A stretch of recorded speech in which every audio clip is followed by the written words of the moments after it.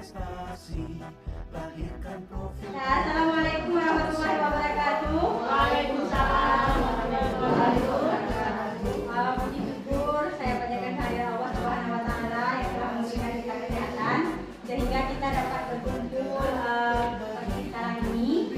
Selawat beriring salam saya saling mempujikan kemampuan Nabi besar Muhammad SAW yang telah membawa kita dari alam kebodohan ke alam ilmu pengetahuan seperti sekarang ini. Penghormatan saya kepada sekolah-sekolah yang sudah mengizinkan saya membuat kegiatan ini, juga kepada rekan-rekan yang mau membantu saya hari ini untuk menghadiri presentasi diseminasi budaya positif di sekolah. Jadi terima kasih kepada teman-teman yang sudah mau membantu saya hari ini.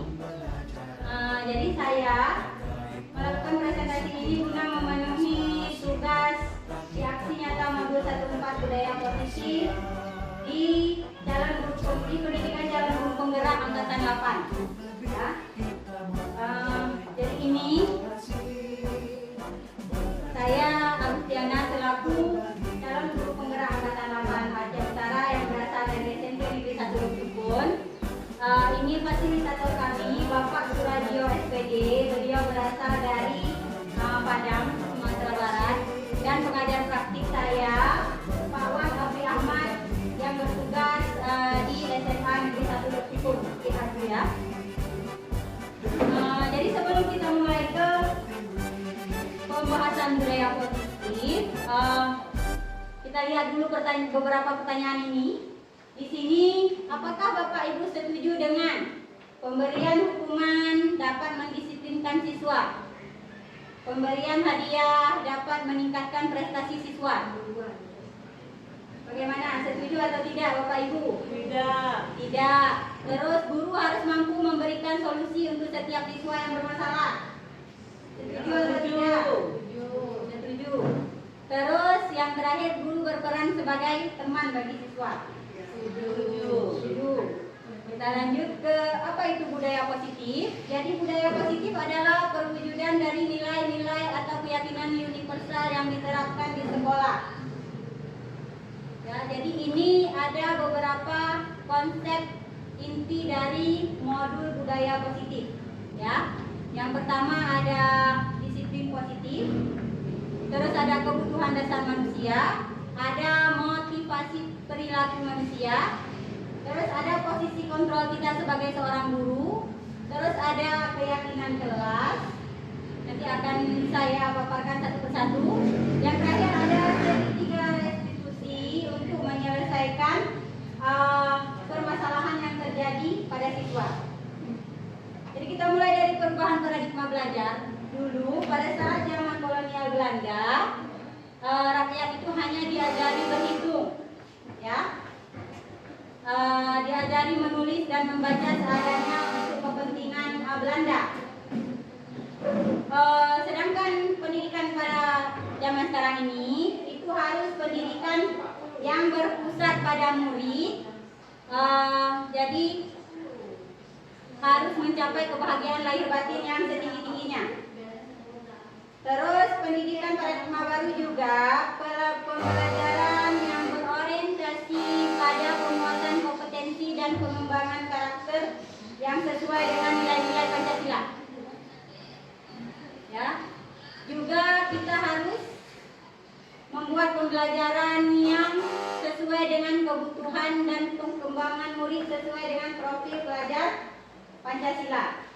Ya, jadi ini profil pelajar Pancasila yang kita ajarkan di proyek kelima kita. Jadi ada 6 aspek dalam profil pelajar Pancasila. Yang pertama ada beriman bertakwa kepada Tuhan Yang Maha Esa dan berakhlak mulia.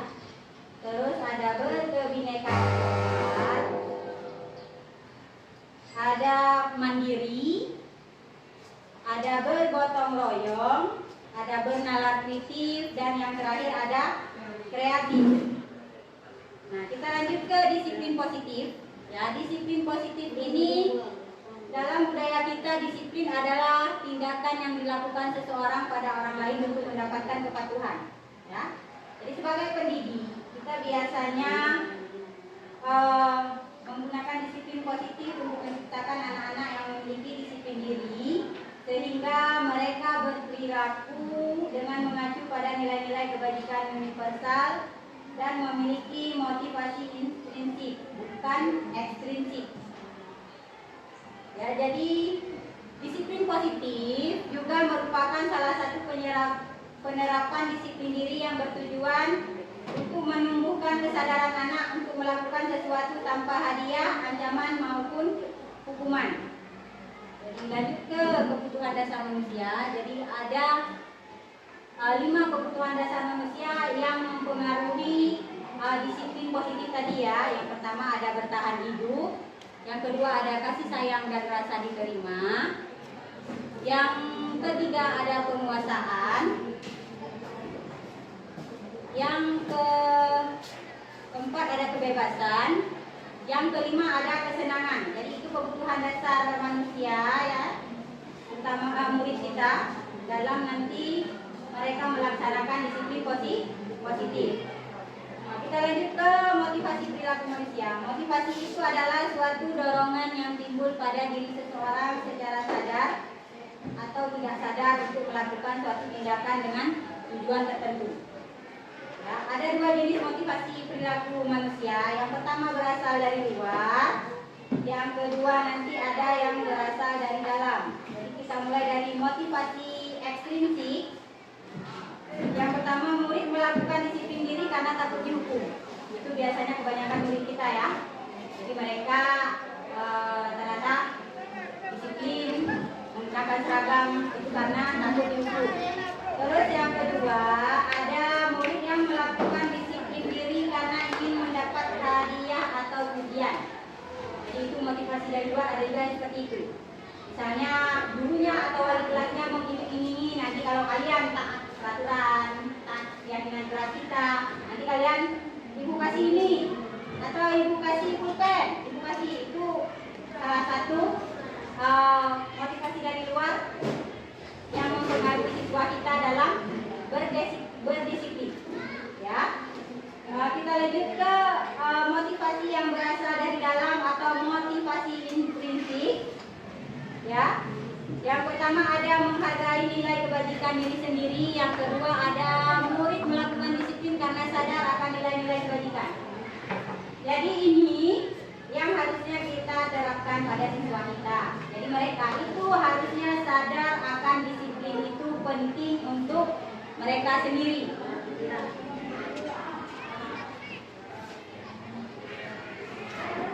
Nah, jadi ini yang harus kita terapkan pada murid-murid kita. Jadi murid-murid kita ini harus memiliki nilai-nilai kebajikan agar mereka sadar kalau disiplin itu penting. Jadi mereka nanti akan disiplin dengan sendirinya tanpa takut akan dihukum, tanpa mengharapkan imbalan.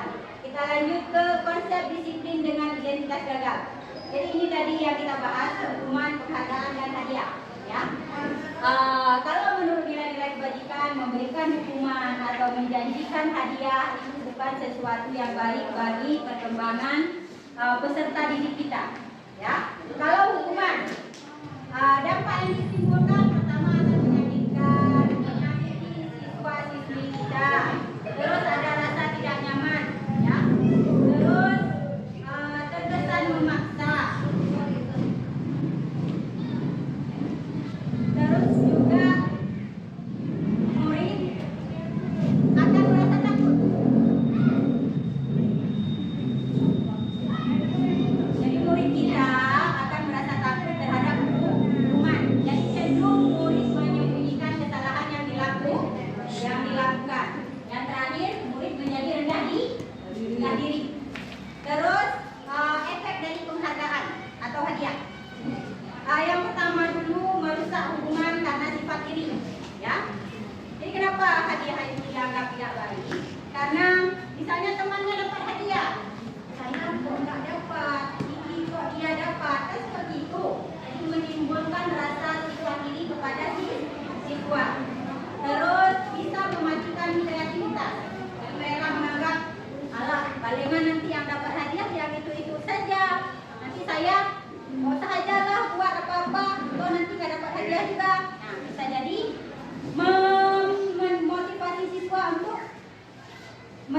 seperti itu, ya. Terus ada menghukum dengan sistem ranking.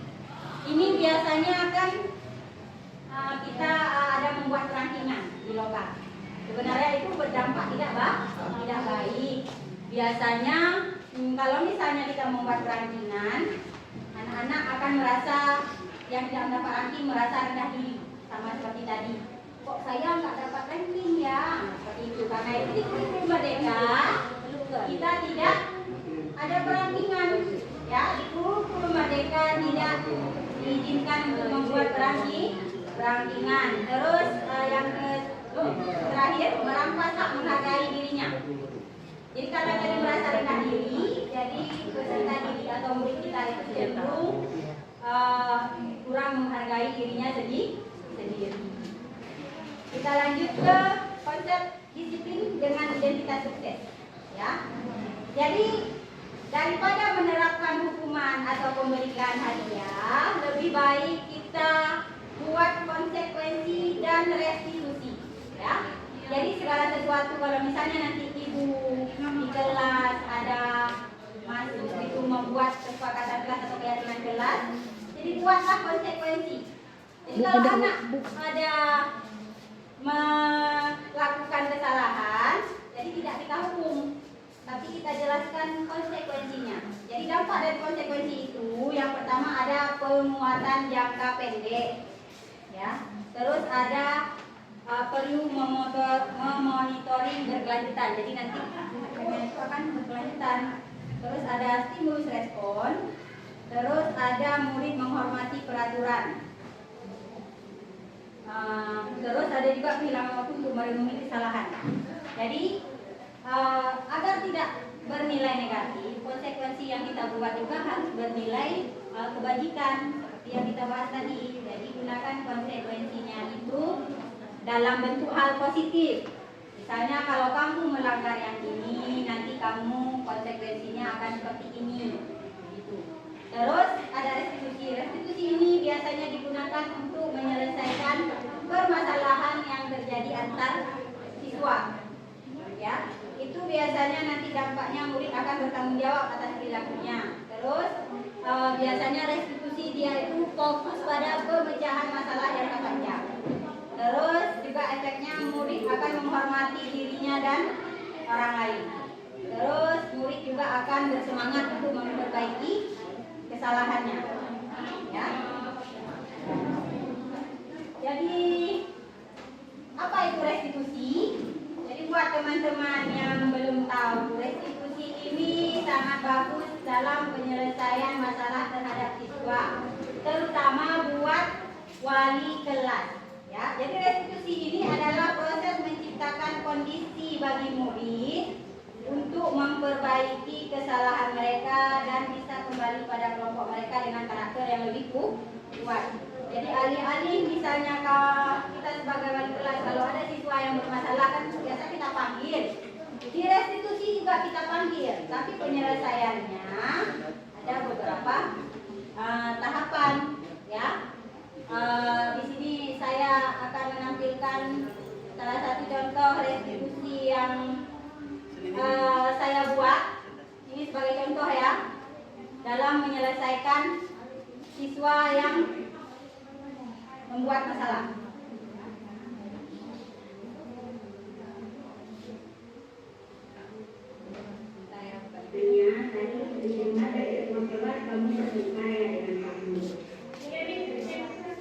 Kenapa?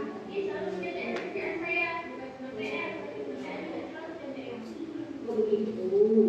Karena kalau kamu tetap ragu, kalau misalnya kamu bukan pasti akan tetap. Terus apa yang kamu lakukan terhadap kamu? Saya maki dia, tapi dan sebenarnya saya menunda kerjanya. Oh begitu. Pasti kamu disalahkan kan? Kenapa berlaku itu? Iya Bu, maksudnya dia kerja. Saya kan sudah sampai mengerjakan yang kami tidak berusaha. Ya, dalam kamu merasa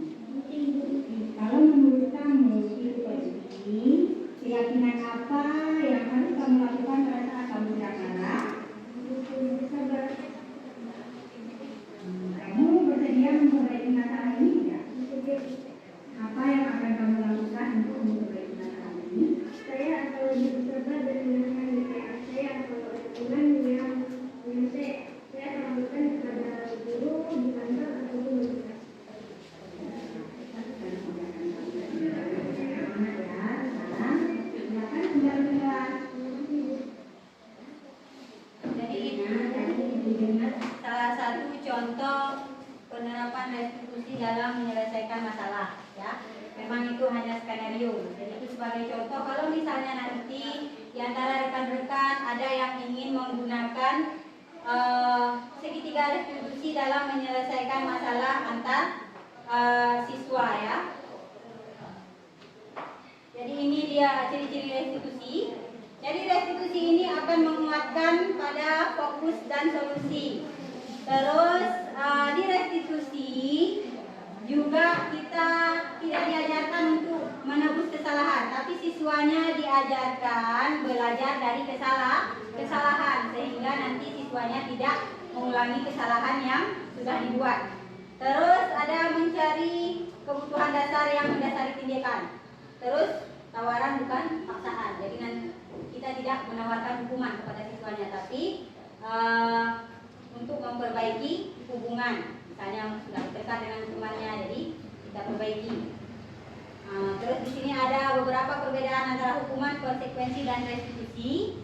Kalau hukuman, biasanya guru cenderung marah-marah, langsung memberikan hukuman. Misalnya si A sudah ribut, jadi kamu coba berdiri dulu di depan kelas 15 menit, itu bentuk hukuman. Berarti gurunya akan marah-marah. Kalau konsekuensi, itu sudah kita buat sebelumnya. Kalau misalnya kamu terlambat, kamu harus apa? Ya, itu sudah ada konsekuensi bersifat bajikan yang kita buat. Sedangkan restitusi, itu guru lebih meyakinkan kepada siswanya untuk menghormati dirinya dan orang lain, yaitu dengan tidak lagi datang terlambat. Nah, kita lanjut sedikit lagi ya Bapak Ibu. Tidak banyak lagi. Ini contoh 5 posisi kontrol guru. Jadi kita seorang guru sebagai pendidik itu ada memiliki posisi kontrol, ya, antara hubungan kita dengan siswa. Yang pertama ada sebagai penghukum. Kalau penghukum tadi berarti gurunya cenderung bersuara besar, keras, ya. Terus juga kalau siswanya melakukan pelanggaran langsung memberi hukuman. Posisi yang kedua, membuat rasa bersalah. Membuat rasa bersalah biasa cenderung menggunakan kosakata yang lemah lembut. Bisa contohnya, nah kenapa kamu hari ini datang terlambat lagi? Ada apa? Seperti itu. Jadi seakan-akan muridnya itu akan merasa bersalah karena sudah datang terlambat. Apalagi kalau ditambah kita bilang, kamu gak sayang sama ibu nak dengan kamu datang terlambat, nanti ibu yang ditegur sama kepala sekolah. Nah, itu contoh membuat rasa bersalah. Jadi siswanya dia akan merasa, oh saya ada salah sama wali kelas saya. Ya. Terus yang ketiga, fungsinya sebagai teman. Jadi kalau berfungsi sebagai teman itu juga ada kelemahannya, kita cenderung menawarkan bantuan kepada siswa. Misalnya kamu kenapa hari ini datang terlambat nak? Gitu kan? Apa masalah kamu? Apa perlu ibu bantu? Oh ya udah masuk terus ke kelas. Nanti biar ibu yang ngomong sama kepala sekolah. Itu kita berfungsi sebagai teman. Kita membantu dia. Tapi itu juga nanti berefek negatif. Siswa akan tergantung kepada kita. Oh, dibantu sama wali kelas. Nanti dibantu sama wali kelas. Jadi itu juga posisi kontrol yang kurang baik. Yang keempat ada posisi sebagai pemantau. Jadi gurunya memantau.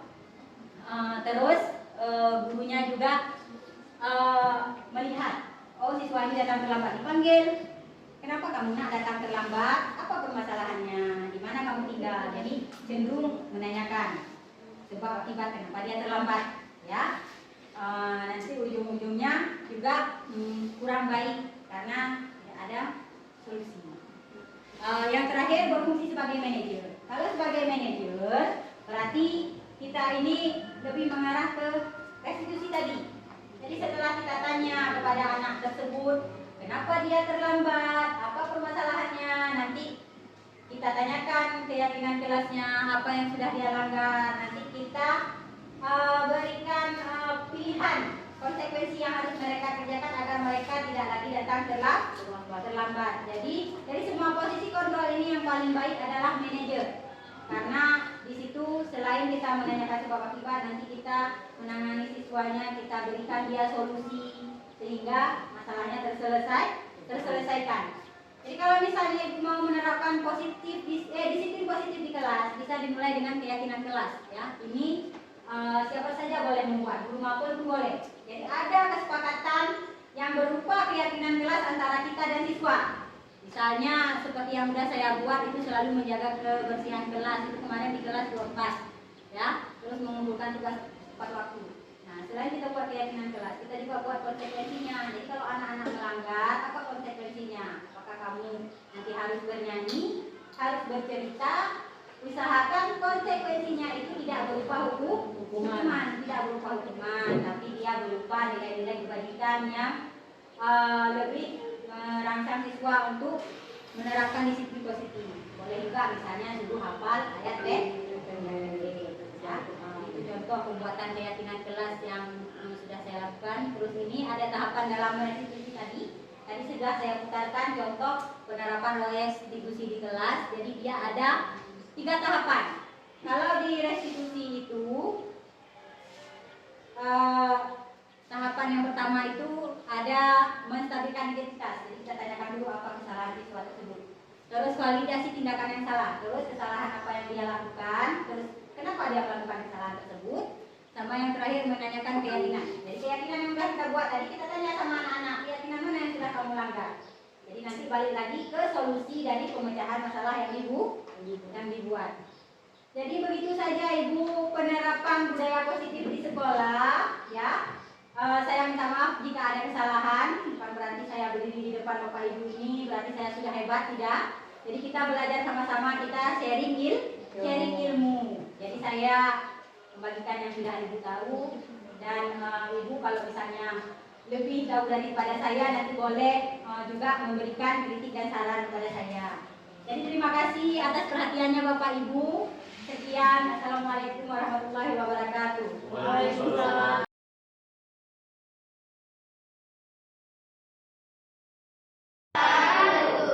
Bagaimana kabarnya hari ini? Baik. Siap mengikuti pembelajaran? Siap. Nah, jadi berhubung ini pertemuan pertama kita di pelajaran TIK. Jadi sebelum kita lanjut pembelajaran kita, Miss akan menjelaskan sedikit tentang keyakinan kelas. Sebelumnya pernah buat keyakinan kelas? Enggak.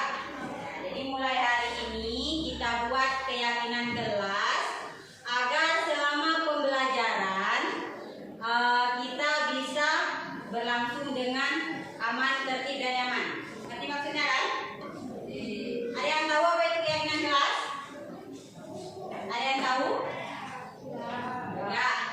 Jadi keyakinan kelas itu salah satu dari disiplin positif dari penerapan budaya positif yang ada di sekolah. Ya. Selama ini kita ada aturan sekolah tidak? Ada. Contohnya apa aturan sekolah?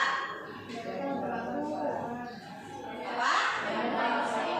Ya, tidak membuang sampah sembarangan. Terus apa lagi?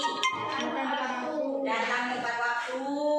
Di lokal ini tepat waktu semua tidak?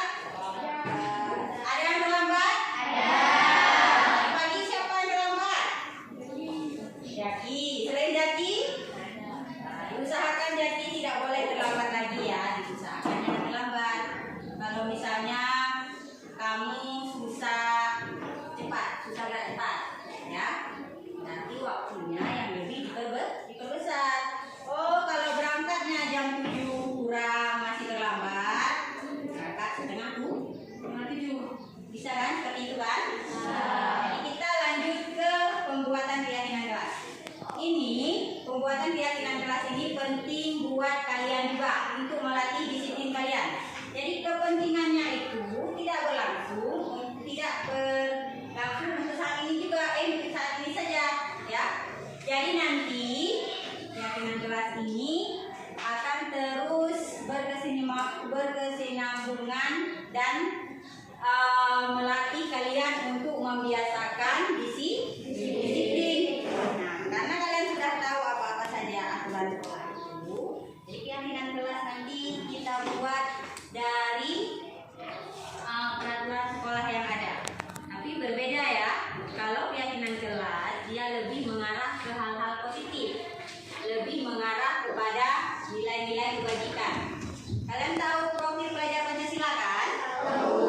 Itu sudah kita pelajari dari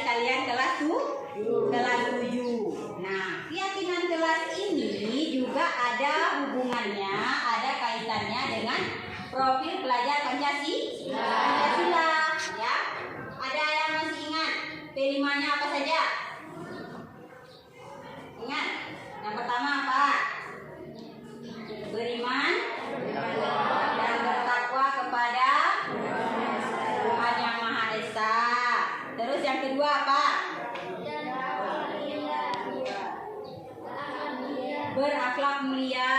Yang ketiga, berkebinekaan global. Terus apa lagi? Bergotong royong, mandiri dan satu lagi kreatif dan bernalar kritis. Nah, berarti kalau kalian sudah tahu itu, nanti keyakinan kelas kita buat dari aturan-aturan sekolah yang sudah ada. Kita sesuaikan dengan profil pelajar Pancasila. Terus kita sesuaikan dengan nilai-nilai kebajikan yang ada di kita, ya. Jadi keyakinan kelas ini nanti kita buat bersama, kita sepakati bersama, kita laksanakan bersama-sama, ya. Bukan berarti nanti Miss yang suruh, oh nanti Miss enggak yang seperti kita sepakati, ya. Jadi nanti kita bersama-sama. Kalian melaksanakan keyakinan kelas kalian, saya juga mengikuti selaku guru pembelajaran TIK. Jadi sebelum kita buat keyakinan kelas, sekarang Miss kasih kertas, kalian tulis keyakinan kelas berdasarkan yang kalian inginkan. Misalnya, oh saya mau buat mengumpulkan tugas tepat waktu, mengumpulkan tugas tepat waktu, atau kelas selalu bersih selama pembelajaran TK, atau tidak boleh makan selama pembelajaran TK. Jadi terserah kalian mau menuliskan apa. Jadi tuliskan keyakinan kelas yang akan kita sepakati bersama nanti, ya. Boleh sama-sama kawan, boleh berbeda, tapi diusahakan berbeda-beda, ya. Maksudnya masing-masing buat sesuai sama keinginan kamu. Ya, tulisnya di satu lembar aja dulu. Nanti kalau salah makanya kasih dua, biar kalau salah diperbaiki. Jangan salah tulis, ya, jangan tulis di posisi lemnya. Nanti lemnya kita dekatkan di papan tulis.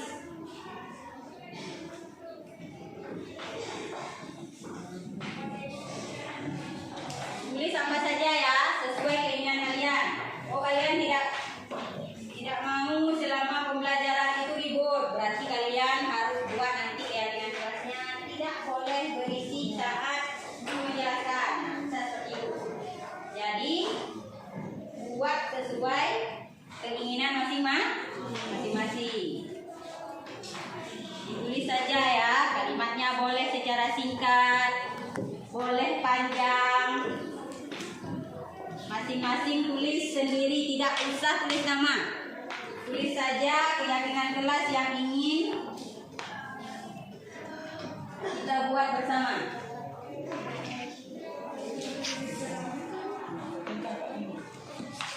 Yang sudah dapat kertas boleh langsung dimulai.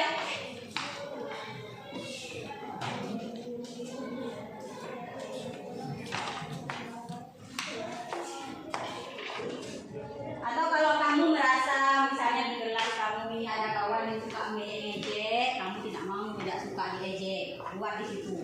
Tidak boleh mengejek sesama teman, harus saling menghargai sesama teman. Coba dibuat masing-masing.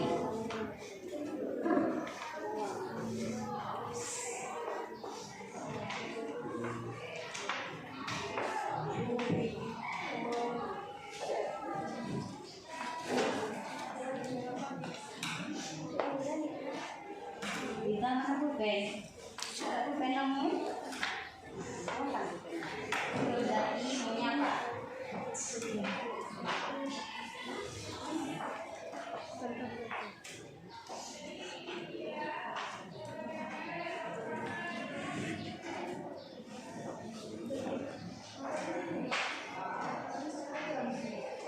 Satu boleh, dua boleh. Kalau misalnya kamu merasa mau tulis 2, boleh tulis 2. Kalau kamu merasa cuma 1 aja tulis. Kalau 2, 2. Yang sudah selesai boleh ditempelkan di penulis ya.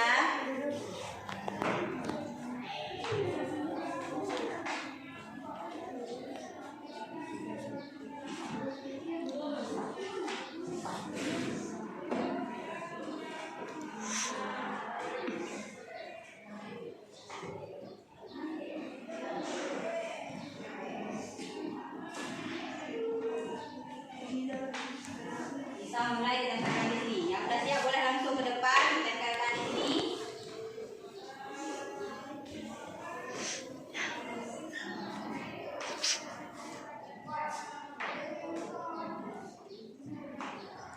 Ada yang sudah selesai? Langsung maju.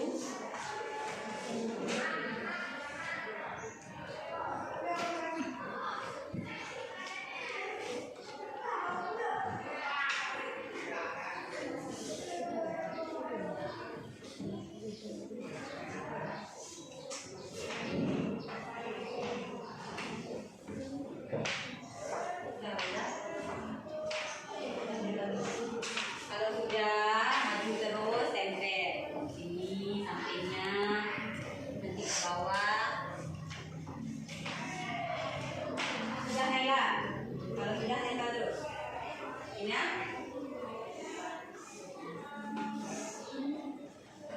Ditulis satu saja. Nanti kita ambil dari kawan yang lain yang berbeda. Gak usah mikir sampai 5 biji, mungkin 2 ya. Satu aja. Jangan susah. Apa udah? Udah hebat tuh. Gak usah dituliskan nama. Nanti kita lihat satu persatu baru kita tuliskan. Di bawah garis ini dan sampai sini bawahnya.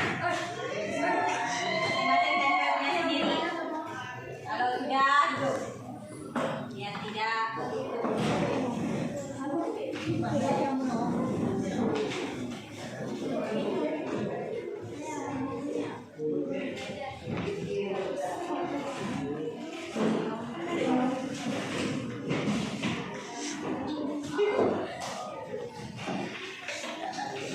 Yang laki-laki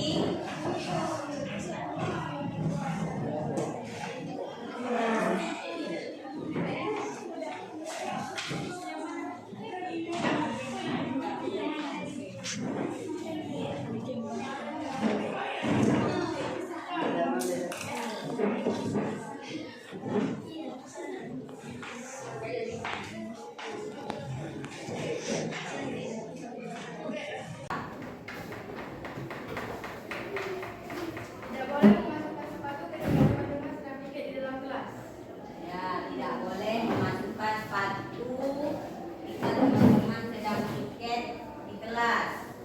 Yang lain ada yang buat seperti Naila? Ada? Ada Naila. Naila cuman. Coba silakan dulu Naila. Siapa lagi yang mau membaca? Ya nanti sekalian. Yang laki-laki nih, Rifki. Coba sini Rifki. Sebentar. Patah.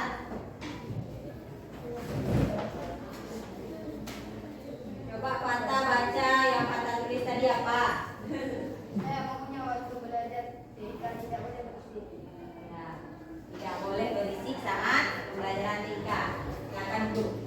Jadi rata-rata kalau tentang disiplin kebersihan berarti tidak membuang sampah di dalam kelas, tidak memasukkan sepatu. Apalagi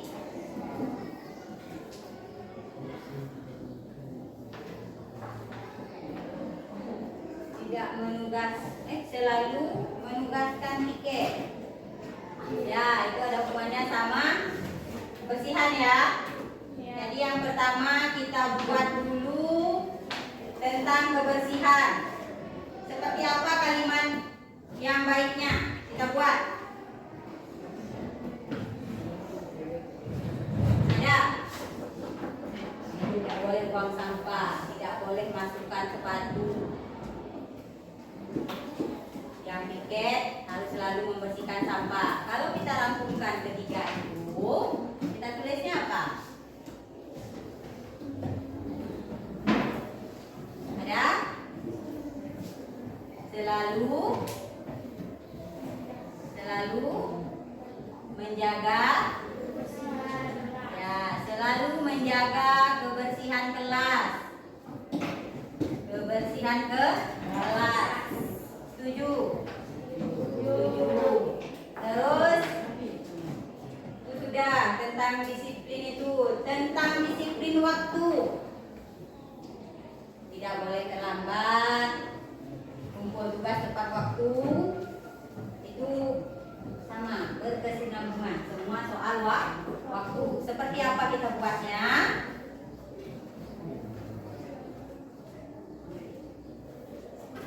Selalu mengumpulkan tugas. Masuk. Mana? Kita kena pelajaran TIK itu jam 3.4. Artinya waktu pergantian jam itu usahakan jangan keluar kalau tidak ada keperluan. Oh, mau ke toilet nih. Kenapa? Ke toilet. Cuman kan kalian bisa, kalau masih bisa nunggu ya. Kalau masih bisa nunggu, usahakan tunggu dulu gurunya masuk baru izin. Nih saya izin ke kamar mandi. Ya. Terus kalau misalnya perlu beli pulpen, buku, atau tidak sanggup ditahan. Saya tadi pagi tidak sarapan.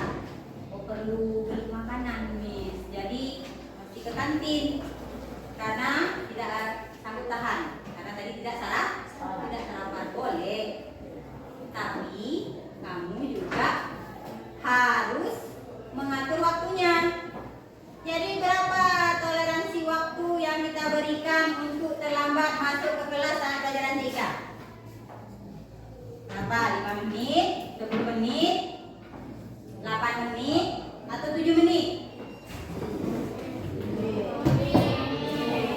5 menit. Yang laki-laki? 7. Yang perempuan 5 menit semua nih? Cukup? Cukup 7 menit? Enggak? Punya berapa ikutan? Hah? 10, 7, 5. Yang mana kita pilih? Yang pilih 7. Tangan. Yang pilih 7. Gak ada. Yang pilih 5. Loh, tadi waktu bilangnya 5 Pak, rame. Yang pilih 10. Walah.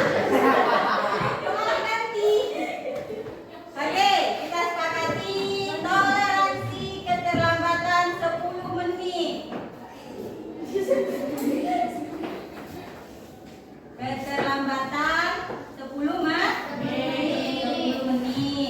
Ya, tentang itu, tentang mengumpulkan tugas. Selalu mengumpulkan tugas tepat waktu. Bisa kita sepakati? Bisa. Saya? Bisa. Kalau kita sudah sepakati kumpul tugas tepat waktu, berarti begitu disuruh tugas, hari ini disuruh, hari ini juga dikerjakan. Kecuali kalau misalnya kita waktunya tidak cukup, berarti jadi PR. Itu beda cerita. Tapi kalau misalnya harus dikerjakan hari ini, siap hari ini, berarti harus mengumpulkan tepat waktu. Selalu mengumpulkan tugas tepat waktu. Ya, kita lanjut ke disiplin akhlak. Di sini ada beberapa buah, tidak boleh berisi saat pelajaran TIK, tidak boleh berisi, tidak boleh berbicara. Tidak boleh makan. Tidak boleh ribut saat guru menjelaskan. Jangan ribut di dalam kelas. Untuk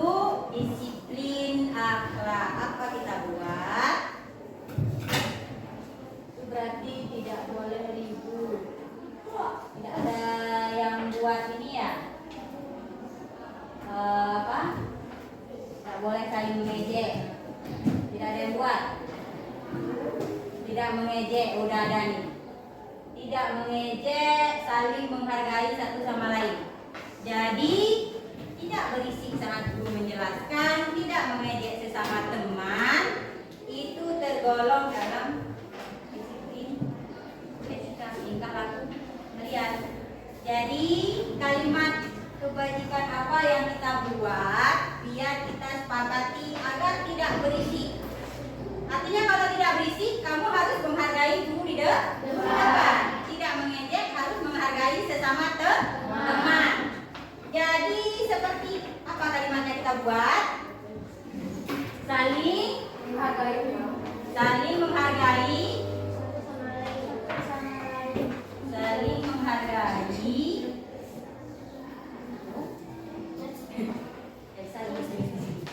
Ini tadi selalu ya. Selalu. Ini berarti saling. Saling menghargai satu sama lainnya. Saling menghargai antar teman. Dan guru. Bisa? Bisa? Bisa. Terus apa lagi? Mengumpulkan tugas sudah. Jangan berlari-lari di dalam kelas. Ini termasuk saling menghargai antar teman. Kamu kalau berlari-lari mengganggu teman tidak? Mengganggu kan? Artinya itu kamu sudah tidak menghargai keberadaan teman kamu. Jadi jangan melakukan hal-hal yang merugikan teman. Apalagi usahakan hadir setiap hari. Kecualikan merah. Ya, apa ini? Merah. Ada yang mau sekolah ini, boleh yang mau datang hari minggu? Selalu dan membuang sampah. Ya, tidak boleh menyontek. Itu juga bagian dari saling menghargai antar teman. Ya, misalnya teman kamu sudah capek-capek buat, masa kamu tinggal minta catat? Kan tidak menghargai teman. Jadi yang lain pun jangan membantu teman dengan memberi contekan. Itu membuat berdampak negatif terhadap teman. Nanti dia jadi malas. Jadi dia hanya mengharapkan dari kamu aja. Jadi dikasih tugas sama guru, dan guru aja. Tunggu si kawan ini siap. Nanti si kawan ini siap, tinggal cetak. Jadi usahakan tidak boleh seperti itu, ya. Terus apa lagi? Ada lagi?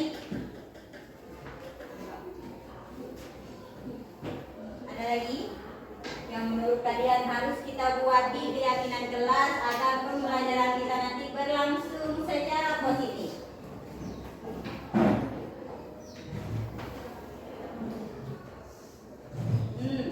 Soal makan minum, bagaimana kita buatnya? Tidak boleh makan. Kalau minum, boleh. Atau tidak boleh juga? Minum boleh, makan tidak. Cuma kita buat pesta makan-makan itu. Bagaimana? Makan? Tidak? Tidak boleh. Minum? Minum boleh. Ini kita buat. Makan. Minum. Ini. Atau tidak boleh keduanya? Boleh. Boleh keduanya. Nah, kalau misalnya kamu makan, satu mau menjelaskan, kamu fokus, kamu terpecah. Makan itu bukan asal menyuapkan makanan ke mulut, tapi makan juga butuh fokus dan konsentrasi. Kalau kamu nggak fokus, misalnya kamu fokus ke guru yang menjelaskan, kamu makan, bisa aja kecolok ke hidung atau lebih parah kecolok mata. Jangan masuk sausnya ke mata. Ya. Jadi, karena itu berdampak negatif, jadi tidak boleh makan saat pembelajaran. Kan tadi sudah kita sepakati toleransi keterlambatan. Kalau memang tidak sanggup tahan, tidak sarapan, begitu ganti jam langsung turun, beli sarapannya, habiskan terus di kantin, naik. Bisa kan? Jadi minum. Kenapa diizinkan? Karena itu tidak mengganggu pembelajaran. Oh, kamu haus sekali nggak sanggup tahan, daripada dehidrasi, kalau kamu buat minum, sama lagi pelajarannya. Itu hal yang berlangsung sebentar, tidak seperti makan yang membutuhkan waktu lama. Ada lagi? Apa lagi yang harus kita buat?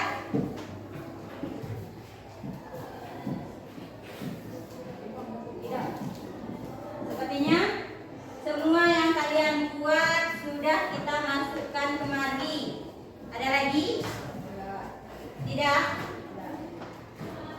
Tidak ya. Jadi inilah keyakinan kelas yang sudah kita buat bersama.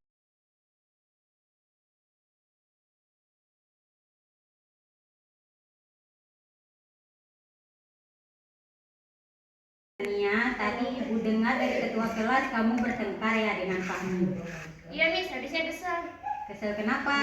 Dia selalu mencontekkan kerjaan saya, bukan cuma PR, tapi pekerjaan juga selalu diconteknya. Oh begitu. Wajarlah kalau kamu kesal. Saya pun kalau misalnya jadi kamu juga pasti akan kesal. Terus apa yang kamu lakukan terhadap Fahmi? Ya saya maki-maki dia, tapi tanpa sengaja saya mengebrak mejanya. Oh begitu. Pasti kamu punya alasan kan kenapa berbuat seperti itu? Iyalah Bu, masa saya diam saja? Saya kan sudah susah payah mengerjakannya. Kami tidak mau berusaha. Ya wajarlah kamu merasa marah karena tidak rela pekerjaan kamu dicontek begitu saja oleh Fahmi. Ibu sangat menghargai tindakan kamu yang tidak berbuat lebih buruk dari itu, seperti memukul Fahmi. Sekarang coba kita pikirkan, tindakan kamu yang marah-marah sampai menggebrak meja itu apakah sudah sesuai dengan keyakinan kelas kita? Tidak Bu. Menurut kamu keyakinan kelas apa yang sudah kamu langgar? Saling menghormati antar teman Bu. Ya betul. Menurut kamu saling menghormati antar teman itu penting tidak untuk kamu? Penting Bu.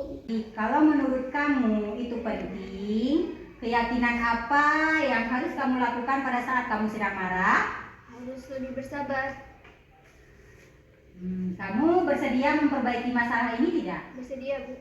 Apa yang akan kamu lakukan untuk memperbaiki masalah ini? Saya akan lebih bersabar dan menahan amarah saya kalau ada teman yang nyontek. Saya akan laporkan kepada guru di kantor ataupun wali kelas. Ya, tepat sekali tindakan kamu Tania. Tetap semangat ya. Sekarang silakan kembali ke kelas. Terima kasih Bu.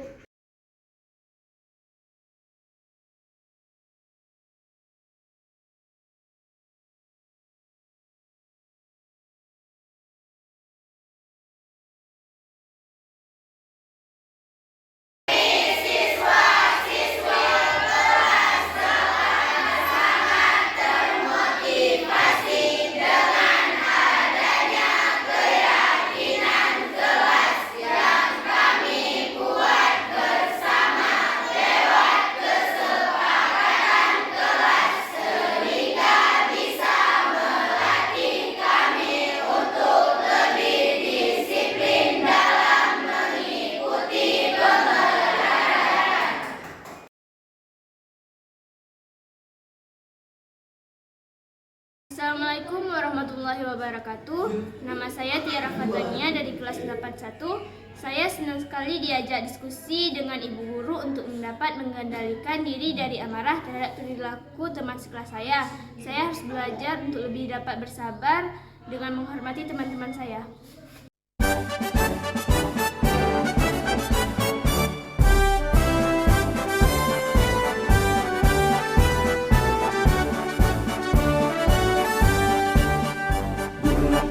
Tekad kuatkan hati, negeri ini memanggilmu kawan.